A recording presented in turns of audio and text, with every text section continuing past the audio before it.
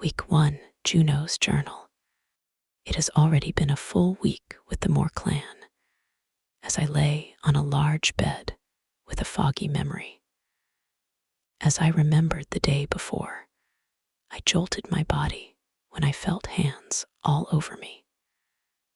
I totally thought that Ms. Dimona was a player on her own team, still feeling that train of thought, but confirmed false. For now, I still had the clothes that I had yesterday, and my body didn't feel the regret of being sullied. I woke up with a couple of kids by my side, all pups with chubby faces and wagging tails. My hair felt a little tied, since some of the little girls decided to braid my hair into pigtails. It wasn't half bad though, but I don't think I'm one for the style. What freaked me out was that 2 boys had my shirt up, only exposing my belly button.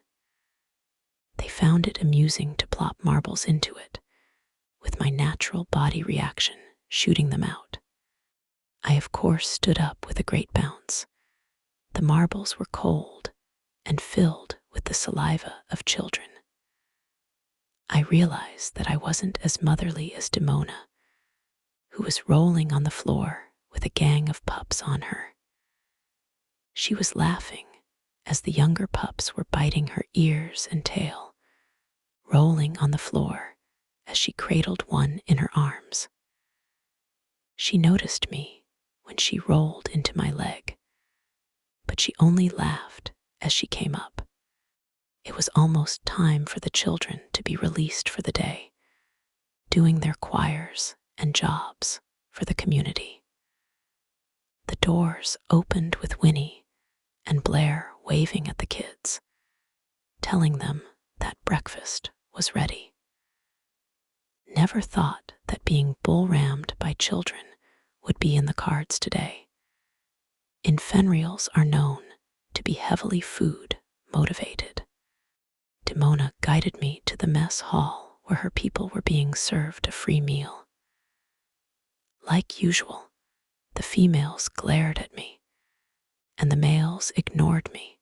If they didn't, their female would aggro on him instead. She opted to join the table with the Moore clan, with the boy saving me a bowl of stew. Billy and Yukon weren't around to join us, getting meal vouchers for the restaurants open to outsiders.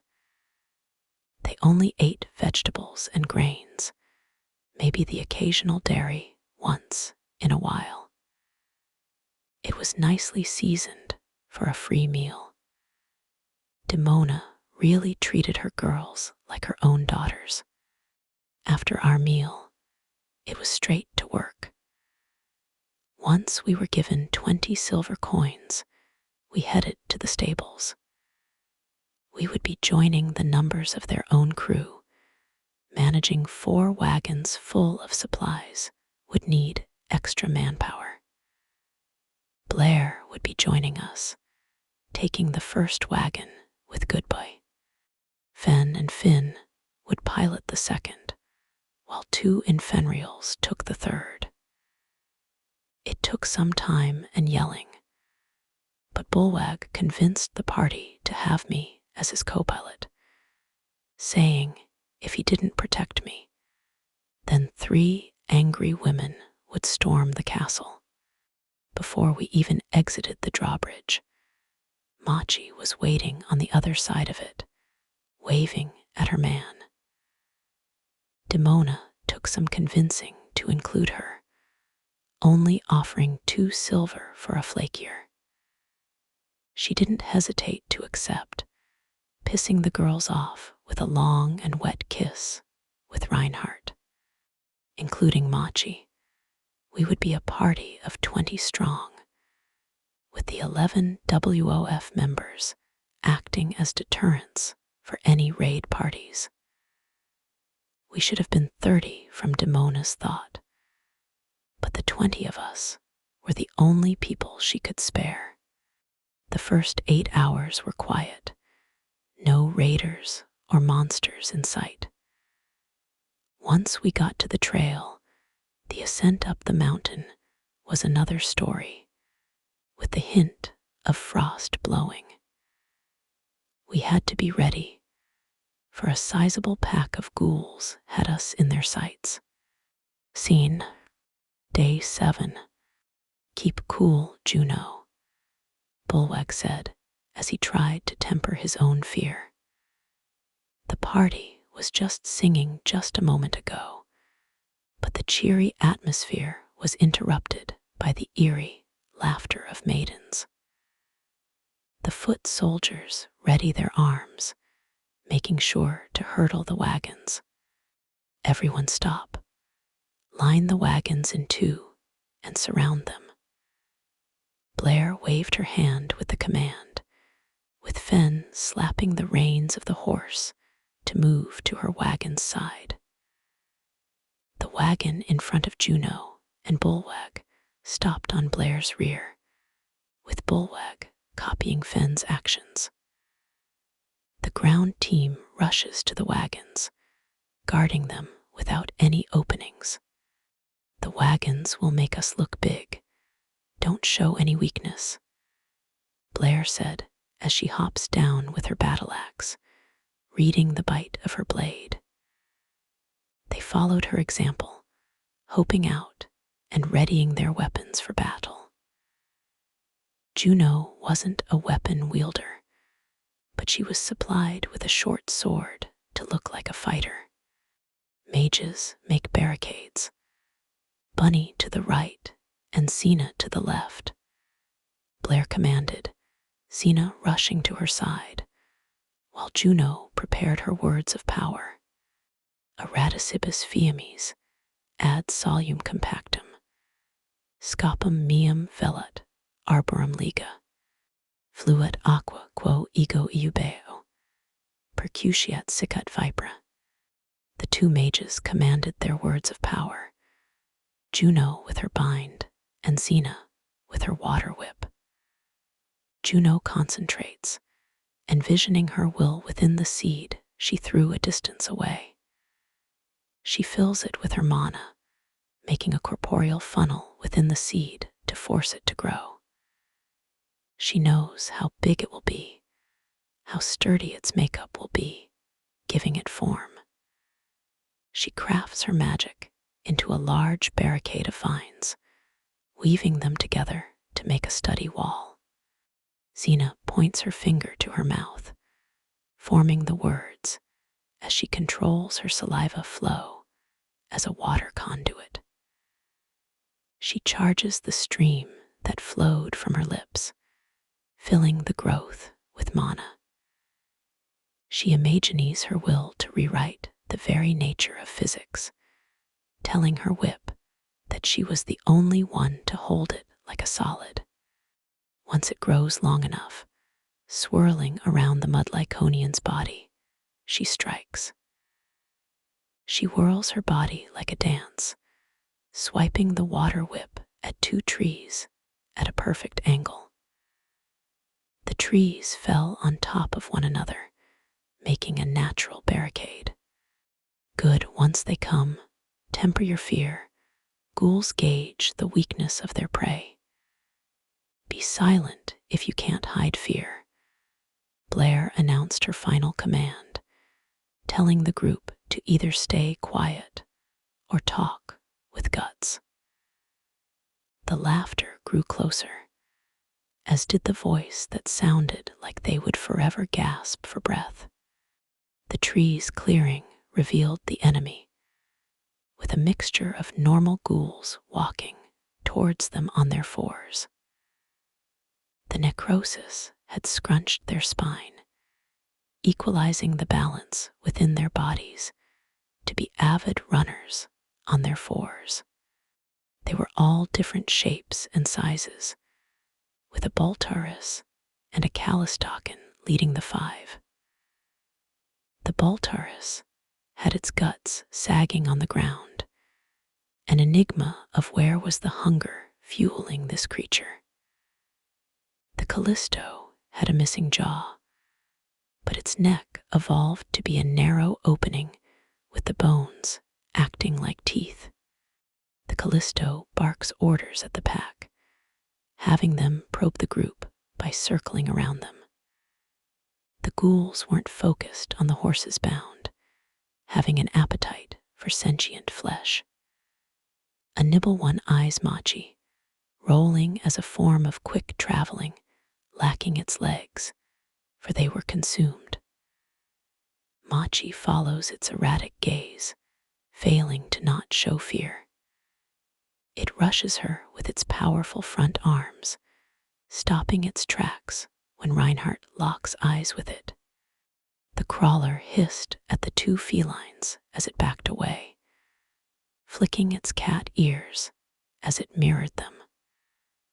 The other two looked sentient enough, still having their clothes with a few rips.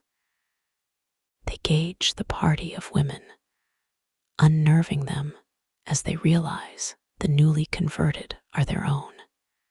Rayla, Bianca, no, it can't be true. One of the younger Infenrials said as she locked eyes with a fallen sister. Its back still hadn't scrunched for easier movement, looking somberly as its glazed eyes looked alive. The new blood wanted to reach out to the ghoul, feeling like there was still a soul within. Blair stops her as the ghoul's play turns to hostility, lunging at her until Blair points her blade. Keep calm, sister. Those things aren't one of us anymore. Don't let them see your weakness. She parroted again, because the number of the ghouls was still lower than the party. Even if they had lower numbers, ghouls had innate strength that only unlocked with death, as the mind didn't force a restraint anymore. The Baltaurus and the Callisto aimed for the big prey, eyeing both Reinhardt and Bulwag.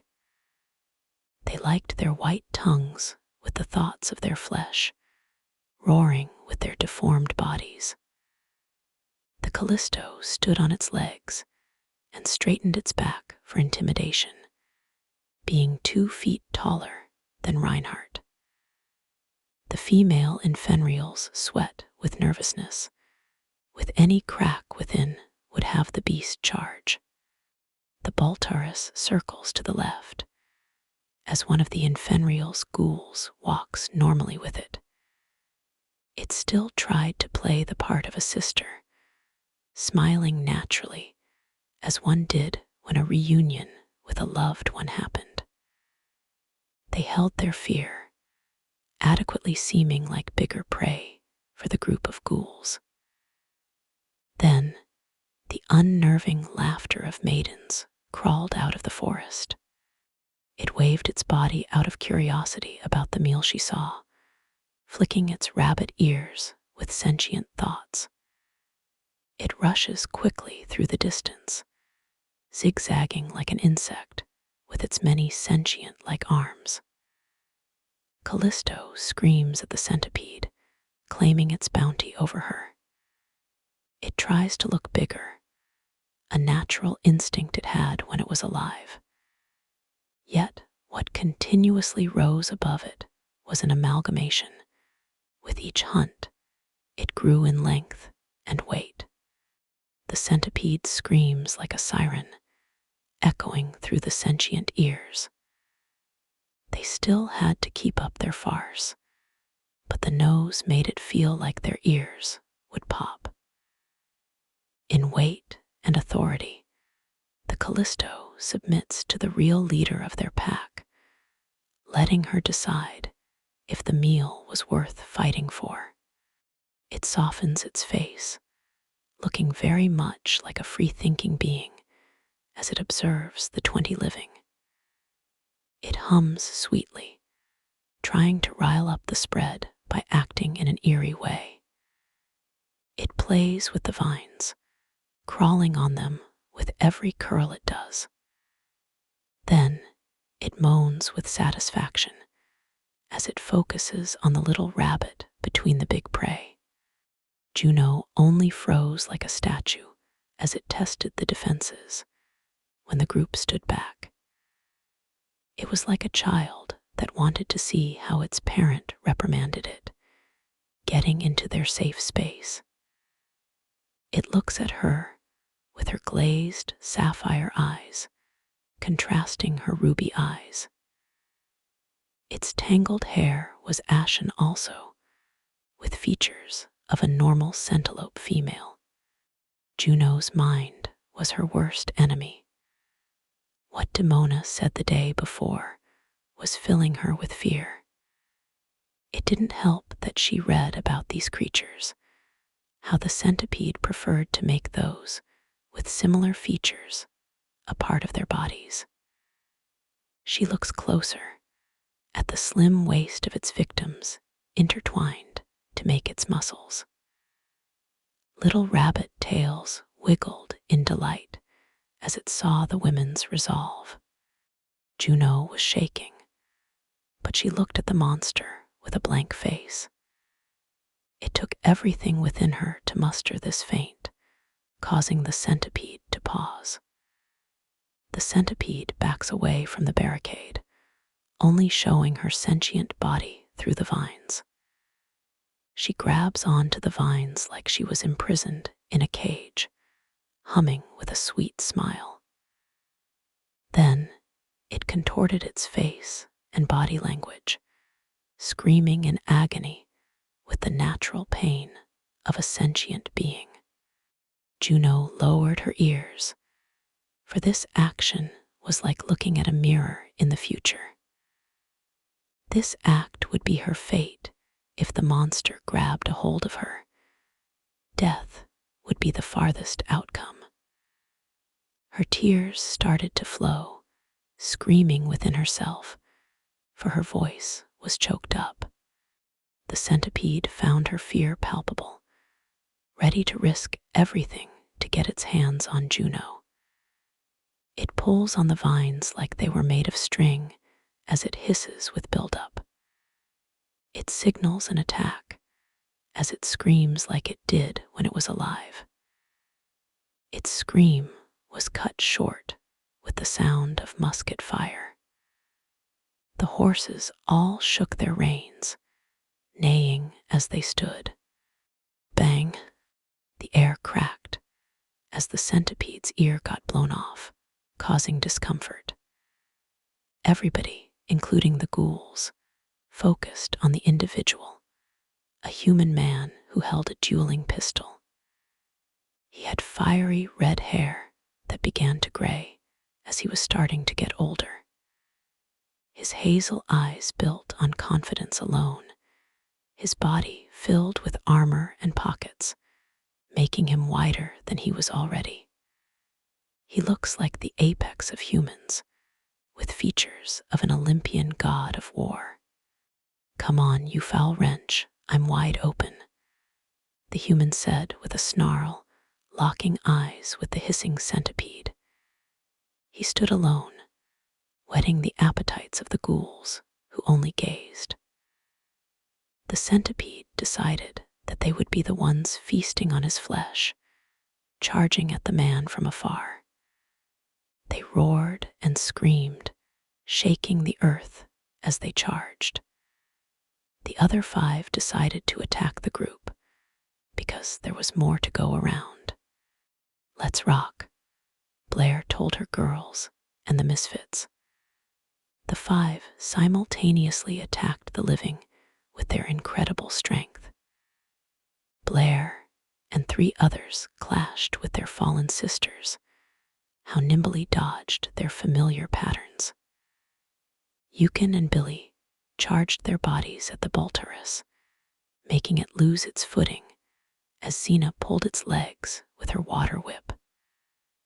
3 Infenreals wailed with their swords at the huge body, only causing minor discomfort. The crawler took some distance, seeing if it could hide away in the background to find a target. Machi rushes at the crawler as it runs away, with the Volpe's brother following her with a bow and a dueling pistol and sword combo. A single WOF member joined their hunt, keeping pace with Machi as she readied her sword. "You ain't getting away, freaky," Machi said, her knife drawn, barely dodging the Gould Callisto's swipe. Bulwag swung his club hard, cracking it with its power, yet lifting the large body of the floor. Juno followed by controlling the vines to pin the bear man down, falling to stab the thick hide with the protrusion. Good Boy, Reinhardt, and 2 WOF sisters wailed on its thick hide with attacks, the same as the Baltaris, only pissing it off. The battle raged at the fortification, with the centipede closing the distance with the human. The elder male walked at it without a hint of fear. He widened himself by striking a T pose, holding a fresh dueling pistol and short sword. Before it launches into the air, the centipede curls its back body as it lands, coiling all its weight in a push. The elder male was nimble, sliding down with his blade pointing to the belly. He used the land to firm his holding, cutting through the rotten belly without straying. It wailed in pain, smelling like all the rot of a month-old carcass. "Eat this, you abomination." The male rolled up as the centipede thrashed on the ground. It quickly gained its footing, choosing to fully charge at him with an anchored body. The male grabs an artisan urn filled with crafts, pushing down on the top to crush a little glass ball inside. The black powder mixed with the colorless chemical, bubbling and steaming the whole urn with pressure. He throws the urn onto the centipede's body, and as the urn explodes into a liquid and gas, the centipede screams in pain as the gas stings its openings and the liquid sizzles its hide. It is blinded by the attack, only swiping at the empty air. The human male aims his dueling pistol at the forehead, pulling the trigger to launch its jaw away. It launches its weight on the sound the pistol produces, having the male dodge it by sliding to the left. Its neck was exposed, having the male lop off its head with one powerful strike. Its body still swirled around with motion, slowly realizing that its head was gone. The male grabbed the last 2 urns and detonated them on the centipede's body, burning the flesh of all its wailing arms. The best stopped with its unholy screams, falling dead to the man's satisfaction. The Gould Infenrial digs its claws into the Newblood's leg, pulling her in as it aims for her neck with its jaws. She screams from the pain, but is backed by Blair, cutting off its arm to free her. It swiped at Blair with one final attempt, as Blair tackled it with her sword in its mouth and blocked the arm. It loses balance, letting Blair slice its mouth open, crushing the brain with it to make the ghoul limp. The other sisters had more experience than the new blood, as they cooperated with their attack. One dodges the ghoul's attack, while the other circles it. She performs a choke hold with all her muscles, fighting a being stronger than her. The sister pulls a dagger out, quickly applying a barrage of shanks into its neck, up through the skull. The Gould sisters were finally put to rest as the 3 rushed to the aid of the injured new blood. The Panrius friends and Xena kept on doing their attack, making sure that the Gould Baltaris didn't have any time for an attack. The boys held on to the monster, while Xena and her sisters coordinated strikes. Xena tried to lop the beast's head off, but its hide was too thick for her level of water whip. When they had openings, the 3 WOF sisters wailed at the beast's noggin, dwelling on the strength of its skull. Finally, with a well-placed swing of a club, the Baltaris went down without casualties.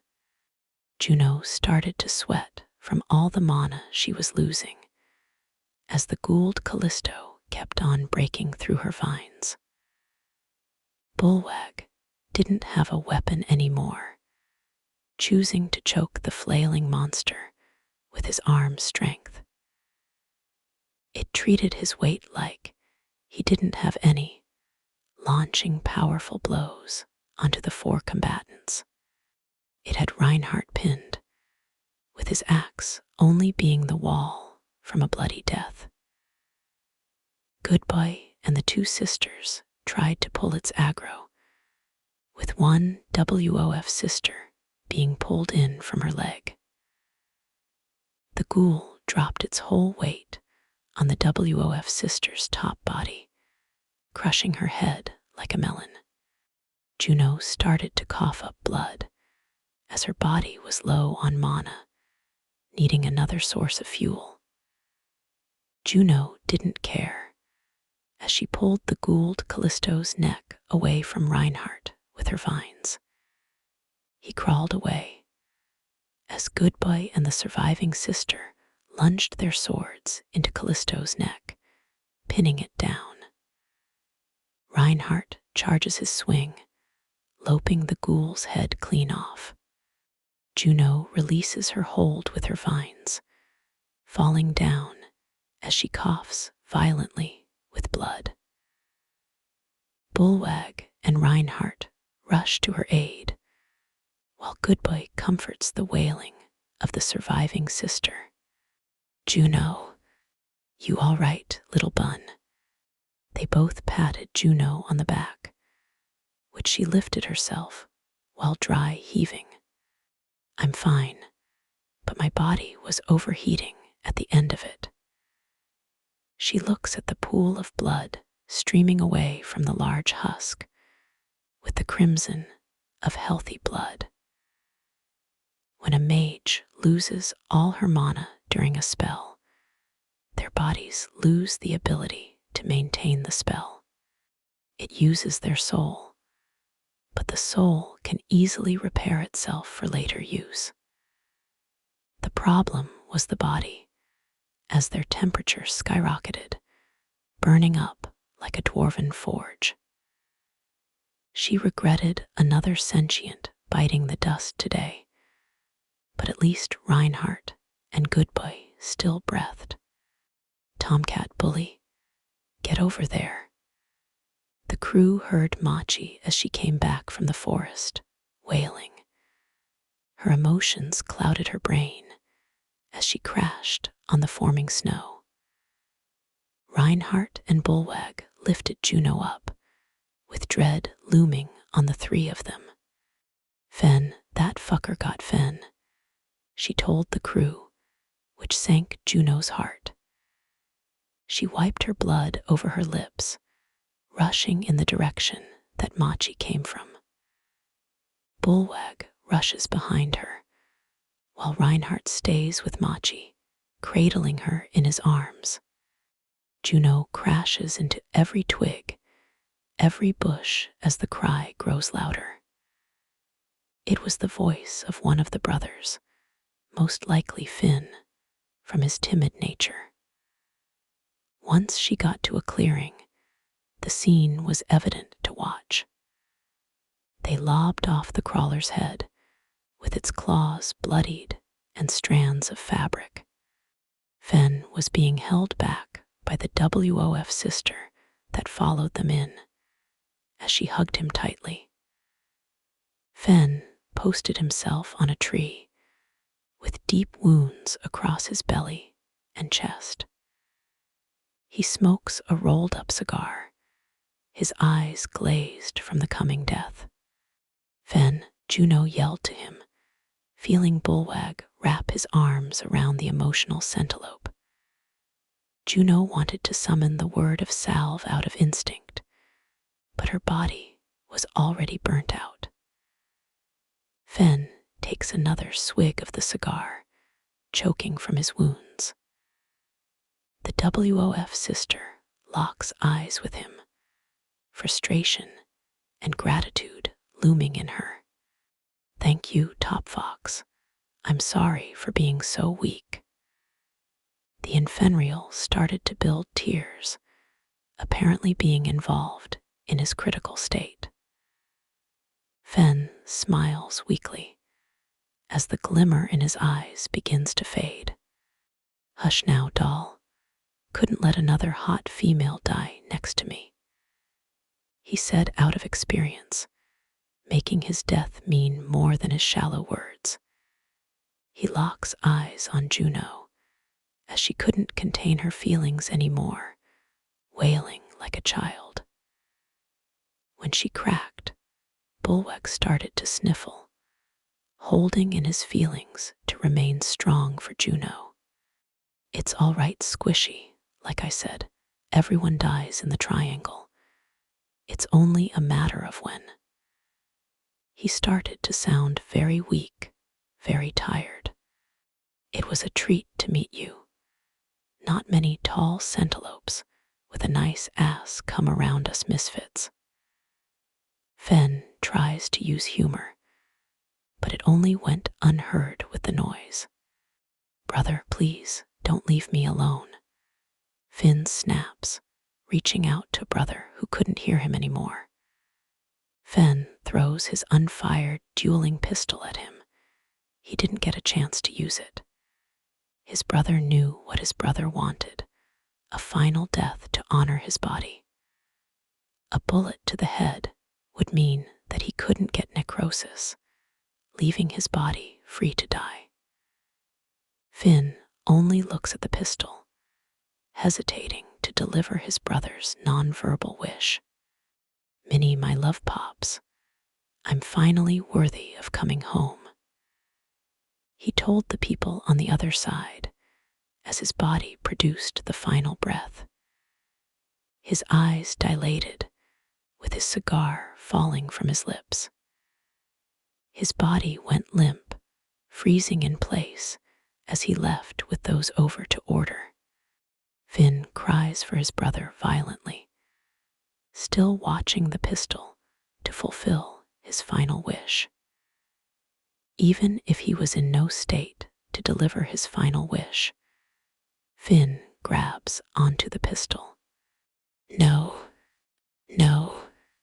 Both Bullwag and Juno yell at Finn, having totally different reasons why. Yet, a hand reaches for the Vulpice's arm, preventing him from using the pistol. The group saw the red-haired human looming over Finn and the Infenrial with resolve. Save your bullet for another day, boy. Let the fire consume his body and warm his soul, the human said with a hint of pity as Finn shakes from his nerves. He pulls the pistol out of his arms, walking towards Fenn's corpse. He lifts the Vulpies with ease, walking towards the two broken half-born S. Keep this away from that boy. He was going to do something stupid and disrespectful. The human passes the pistol towards Juno, who only blankly watches and feels it. Scene. Sisters salute, Blair told the 9 sisters who remained, huddling by the stack of bodies, sentient and ghouls alike. The man lights a match as he summons his own words of power. Die superni, sinite me sentire calorum ignis omnia comburentum. Amasai, et inimici pacem cognoscent. Purgate hunc mundum a corruption, omnes qui vivunt sunt cibis additus. The man summons the words of Ignere, a flawed version only the soul can summon when one goes through significant trauma. Everyone could summon a spell, either through the teachings of mages and nurturing, while the other comes when a person loses something dear. It could be power, standing, a home, a pet, a loved one, or his whole world. With his words, he summons a gust of flame, having enough potency to set ablaze with a blue flame. The WOF lined up behind the Misfits, prostrating themselves while they began a song. Tables filled with milk and honey are waiting up there for you. Let your body turn into a field of flowers. The Lord is waiting for you. One day we will meet again. We are waiting for you. Leave us a spot of milk and honey. We will be there for you. They sang again and again until it felt just right. Reinhardt was at the end of the group as he and his crew saw Fenn's tail under the corpse. He tried to light a cigar with a match, getting frustrated as he couldn't do it. The human walks towards him, equaling his size. "Let me help with that, Sonny Timber," he said with a flick of his finger on the end of the cigar, lighting it with magic. Juno was all the way at the end with Bullwag and Finn, surprised that he just casually used a chantless spell. She kept her mouth silent, for it was a funeral. Only the top elites of magecraft could do chantless spells, fully substituting the phrase with their souls embedded with a simple word. "Thanks, Human." Reinhardt said what his brain was thinking, forgetting that humans were a slur in the triangle. The human didn't seem to mind, tapping his shoulders with an old man's smile. Reinhardt nods at the man, giving a nice hit of the herb. He breathes out, passing the cigar to Machi, who was next in the order. He would have wanted us to do this for him. He was the best Vulpes I ever met, Reinhardt said as he began to tear up, while Machi held the herb. Their leader said his final words to Fenn, which the group said as well. They would pass the herb, blowing their final goodbyes. He made me laugh on day one. It's hard to find males like him in this fucked up world, Machi said with a single tear, blowing away with a somber choke. Even if our diets are different, he was a true brother to us. Billy said with a somber look. Yukon just blows on the herb, passing it over before he breaks down. If my name is Goodboy, then I know who is good, and Fenn, he was very good. Goodboy said with a deep hit, coughing after it. He never judged me for my blood.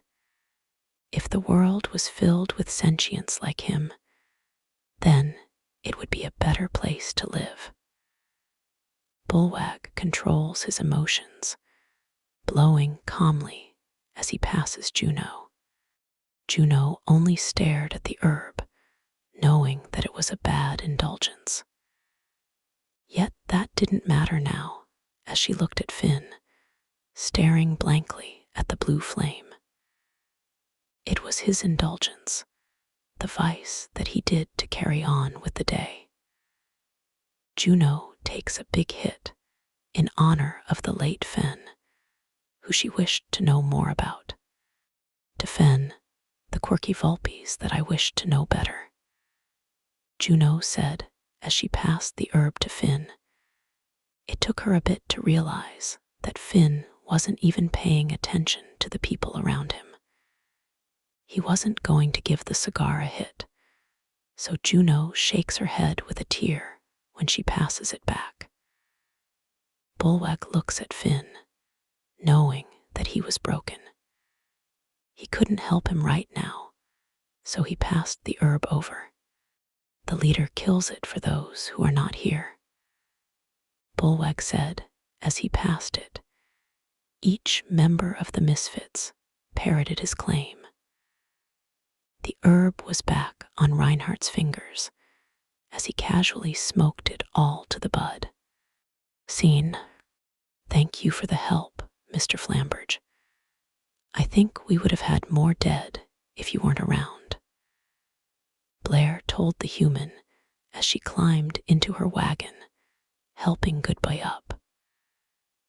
Mr. Flamberge nods at the leader as he turns to see the fire and the charred corpses. The night comes near. It's only a couple more hours until this land is engulfed in darkness. There are many sick and injured people who need those supplies, and ghouls are plenty to the smell of death. I'll stay here with the corpses. Make sure they become ash by morning, Mr. Flamberge said with sorrow, which choked Blair. Yet she understood, slapping her reins at the horses. They all took positions as before. Only Sina held the reins due to Finn's absence. Finn only was up with her because Reinhardt chucked him in.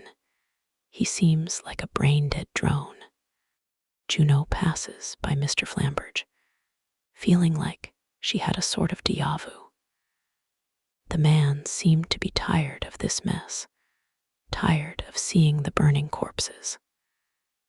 As his body became faint, his silhouette only glowed in the blaze of the blue light. Why did that man's silhouette appear in her thoughts, as if the blue glow was replaced by the shine of green? Scene. Everyone line up. Plenty of blankets and rations for everyone. Blair told the refugee camp, with many infenrials and a mix of other races. The group had 4 line queues, with all hands on deck to give the supplies out. Many elderly were there.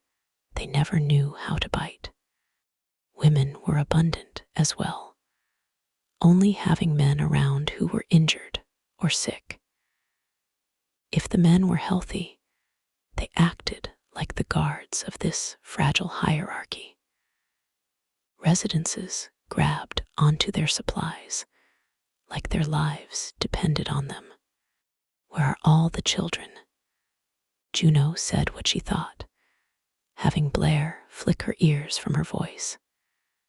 She walks towards Juno, pulling her ear to her lips. All infenrials were moved to the castle, and other races were ferried to Ralts, the only nearby soothsayer church. Blair told Juno, who thought it was weird that a horde of children would be huddled in a small room back at WOF. If there was a nearby church around, why wouldn't they just have the infenrials go as well?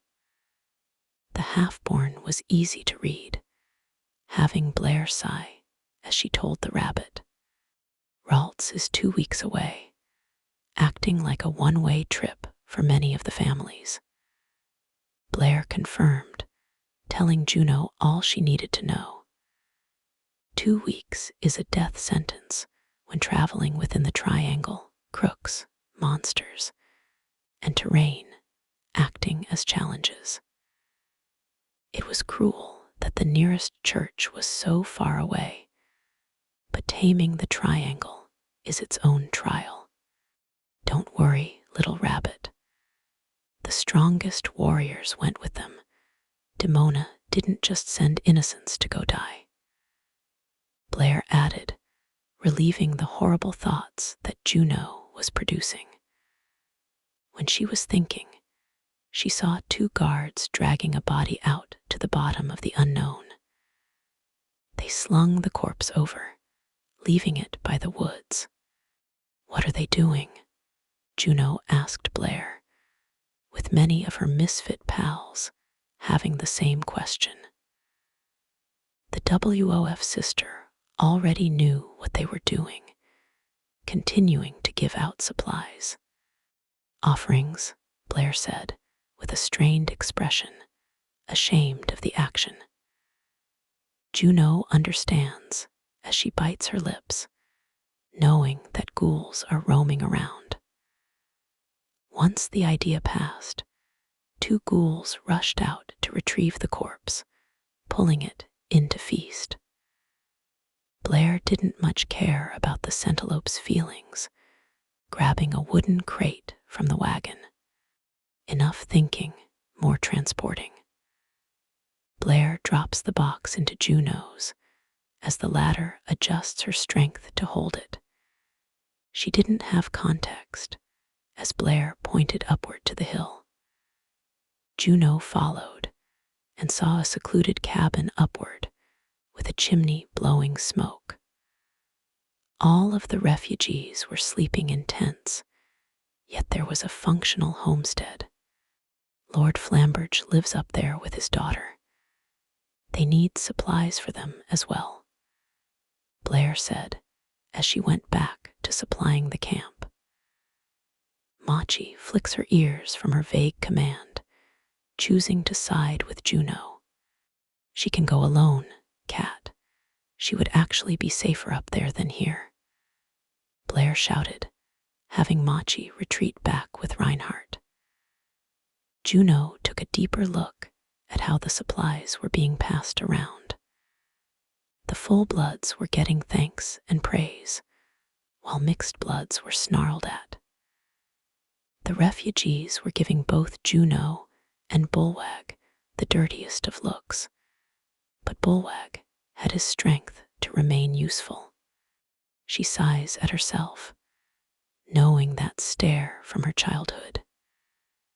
She started to walk upwards, with a little curiosity about why there were two people living out in the middle of nowhere. Scene. Finally, this trip is over. Juno struggles to carry the box of groceries over to the cabin. She now stands at the estate with noodle arms, with the sting of wolfsbane in her nostrils. The whole trip over had that horrendous smell, but Juno did feel safer coming over alone. Wolfsbane was a natural deterrent for the dead. Its sour smell was produced when grinding the purple flour.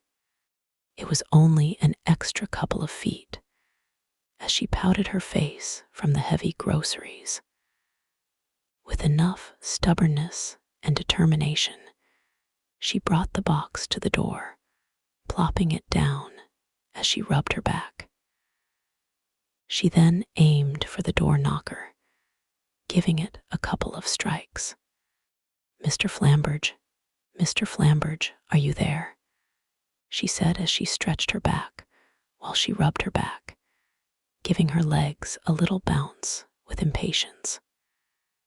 She then noticed that the door creaked open as she flicked her ears with surprise. She gave a look around because it was rude to enter a house unannounced. It sounded empty, but Blair said that there were two people living in this house. "Sorry for intruding," Juno said in a whisper, poking her head in to see if anyone objected. The fire was tempered in the chimney, so someone should be around. Juno forced her noodle arms to pull in the spread of food, keeping it by the door. She closed the door to keep the weather out there, only to see a silhouette outside the window. It was large in stature, staring at her with hostility. She trips on the box, hurting her ankle as she falls on her rear. She did produce a squeak as the figure opened the door. The man on the other side was Mr. Flambridge, coming back with a load of wood. I brought you food. She had never been so scared of a man as he shifted the eyes of a killer to be more reserved.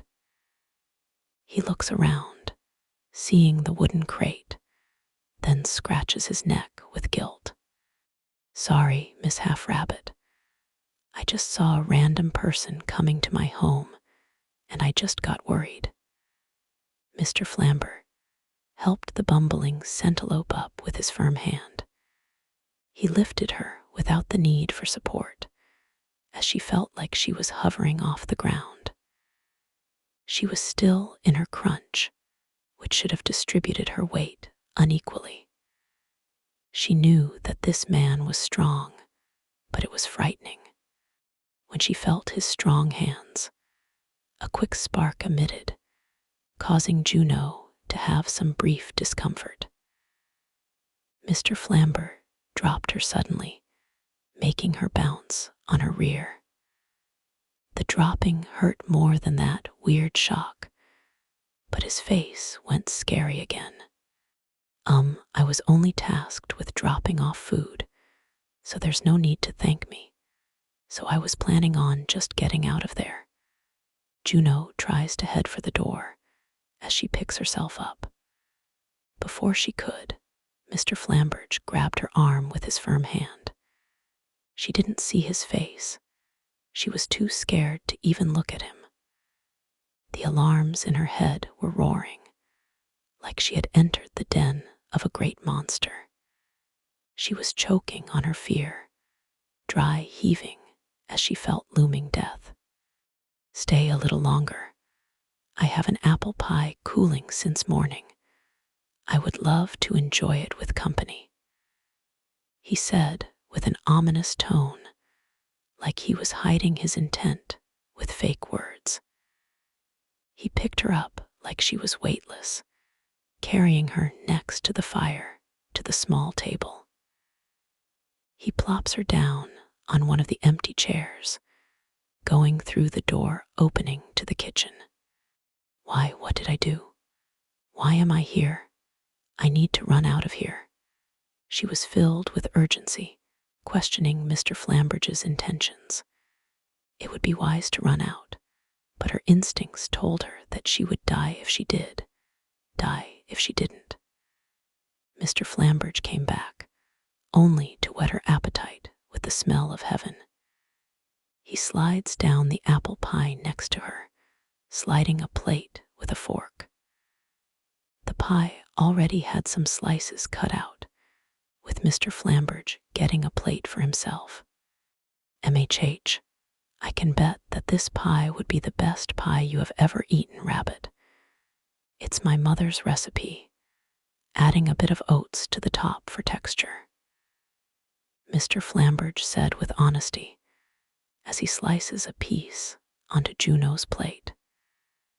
She wondered if he poisoned the pie, only to see him slicing a piece for himself naturally. She didn't have to wait, though, as he forked a bite from it, eating it with glee. Come on, girlie. Eating this by myself makes me a little bit sad, he said with honesty as he tapped his plate with anxiety. Juno gave another whiff of the pie as the aroma filled her nostrils with happiness. She grabbed the fork, getting a good mix of crust and filling, then giving it a bite. She looked like a grinning idiot as she savored the pie, loving everything about it. The apples were laced with the right amount of cinnamon, sugar, and cream, while the crust had a nice crunch to it. That's a girl. You don't need an answer after that, he said, while he tapped her shoulder with a soft tap. He really was controlling his strength to make her feel comfortable. Juno felt like an ass, judging the big, brawny man like if he was a serial killer in her books. Can I ask you some questions, Rabbit? What's your name to start? Mr. Flambridge said, while he took another bite, lifting his fingers like a nobleman. Juno's ears flicked at the sudden mood change. He was acting a little goofy for his looks. "Oh, my name is Juno Moore, and can I ask you yours?" "Mr. Flambert sounds like a mouthful," she asked Mr. Flambert, as the storyteller was getting annoyed with writing it, thanking her in spirit. She wouldn't know of this fact, but she did feel extra good with the next bite. Mr. Flambert laughs at Juno's happy bouncing, finding it charming for a change. "Of course, Juno. My name is Ozma Flambert," he said with a smile, as Juno stuffed her face with the last bite of her plate. Ozma didn't ask her if she wanted seconds, only slicing another piece and serving. She didn't react negatively, taking another bite from the pie. She was lost in thought as he said his first name. Ozma. Ozma was a powerful name, being one of kin to be heroic. Wow, a strong name for a strong man. Really fitting with the name of the hero born from Hermes and Artemis. Juno said, while her mouth was full of the delicious pie. It wasn't the two gods' will to bring the 7 heroes of the first demon scourge to save Orion. Legends say that they wanted people of different eras to groom the next generation of heroes born of the land. Ozma was the name of the 2 heroes, he being the one to bring order to Orion all those years ago. "Ah, an intellectual, not much of your caliber comes down to these barbaric lands," he said causally, in an attempt to flatter the centilope. He succeeded, making her snort with a dismissive hand. "I mean, I was at the top of my class for being a first-generation mage. But I mean, I don't really want to brag." She blushes to the minimum of flattery, which amuses Ozma. "It's hard to get there, especially being a half-born," he said with an analytic process. Juno felt that as a heavy fist that just punched her gut. "Say, Juno, if you were able to change the thoughts and ideas of those who looked down on you, would you take it?" he said as he took another slice of pie from the pan. This was a random question to ask her, but fueled by the goodness of pie, she answered honestly. "I mean, of course, a world where everyone could change for the better would be a world to live in," she said, while she pondered her words, swirling her fork. "That world could never happen," Ozma said with a cold tone, with a sad, flat expression that annoyed her slightly. She didn't show it, but her ears did flick from the serious mood. These sentients always fear the unknown, judging those that are different, either making sure they get offended or never aspire to be an individual. Ozma had a bit of resentment, which Juno could understand with his place in the triangle. She was one of the people that helped bring supplies to the needy, yet they continued to view her with hostility. Even if it tugged at the open wounds a bit, she remembered how free Fen was, how accepting he was. "I met people that don't follow your logic. They might be a bit crude, but they accepted me with open arms. There are sentients out here that help one another, even if I am mixed," Juno said while she counters his statement as she ate another bite. "Papa, who is this lady?" Juno heard the sound of a little girl from the back of her. She turned her head out of curiosity, as she registered the voice being too young to be living with her. She had a sudden jolt when she saw the timid girl, having Lyconian features and fiery hair. These were normal to Juno, but what shocked her the most was the girl's golden panreous horns. "Ah, Olivia, my little chestnut, this lady just delivered some food from the nice ladies down below. Say, Juno, what do you think of my daughter?" His point finally reached her, for this was the first time she had met a chimera. Juno didn't notice the looming aggression that Ozma was sending her way as she continued to look at Olivia. Her teeth were human, yet her patches of coat shined with the unnatural red hair. She was the definition of different, which Juno could honestly express what she thought. "You're so pretty." Juno shot out of her chair to give the shy girl an observation. Olivia was shaking with a gasp, stuttering as the centerlope observed her thoroughly. Ozma could only look at Juno with a blank stare, laughing as he saw the centerlope. "Look how red your pelt is. It looks like a velvet carpet. I never saw a panreus with golden horns. They are always this ivory color. Your teeth are so human. Are you omnivorous, or strictly eat either plants or meat?" Juno analyzed until she heard Ozma laughing at her quirky display. "Can't you see that Olivia is about to cry from all your praise? She has never met a person with so much positive reinforcement." He slaps his thigh, not really reacting to a total stranger being handsy with his daughter. Juno stops with a blush, stepping away from the pouted chimera. "I like you, Juno. Never in a million years would I see someone praise my daughter like this," he said with sincerity, as most people would find her an abomination. Juno was always fascinated by mixed races. Her academic background made her this way. Olivia retreated back into the house, having Juno reach out her hand to wish her not to. She wanted to feel her ears, and if she had Lyconian podge, human podge, or panreous podge. "You are free to come over when you visit Juno. You can ask me anything that comes to your mind." He rises out of his seat and taps Juno's shoulder, which brings her back to reality. It would seem that she had made a good impression on this man, as all she did was eat his pie.